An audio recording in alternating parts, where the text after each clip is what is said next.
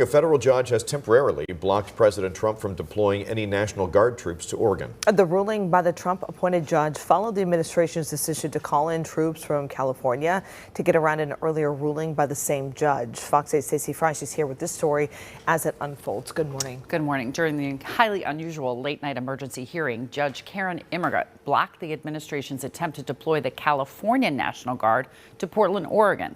Judge Immergut, who was appointed by Trump in his first term, said she was troubled by the Trump administration's attempt to work around her Saturday court order prohibiting the deployment of the Oregon National Guard to Portland. President Trump responded to that Saturday ruling by moving National Guard troops from California and Texas to Oregon. Immergut's first ruling concluded that conditions in Portland were not significantly violent or disruptive to justify a federal takeover of the National Guard, and that the president's claims about the city were simply untethered to the facts. Trump has called Portland, quote, war-ravaged and a war zone, but state leaders say his claims are based off images from 2020 when protests filled the city for several months. Sunday night, video captured officers handcuffing and removing one protester. Early on Sunday, President Trump voiced his frustration with the judge.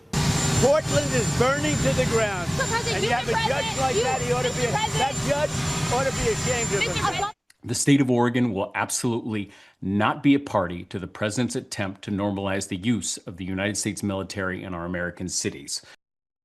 California and Oregon originally requested a narrower order that would have blocked only California National Guard troops from being sent to Oregon. Instead, the two states asked for the order to apply to all National Guard troops after a memo written by Defense Secretary Pete Hegseth was submitted to the court saying up to 400 Texas National Guard personnel were being activated for deployment to Oregon, Illinois, and possibly elsewhere. Again, this is a temporary restraining order. So.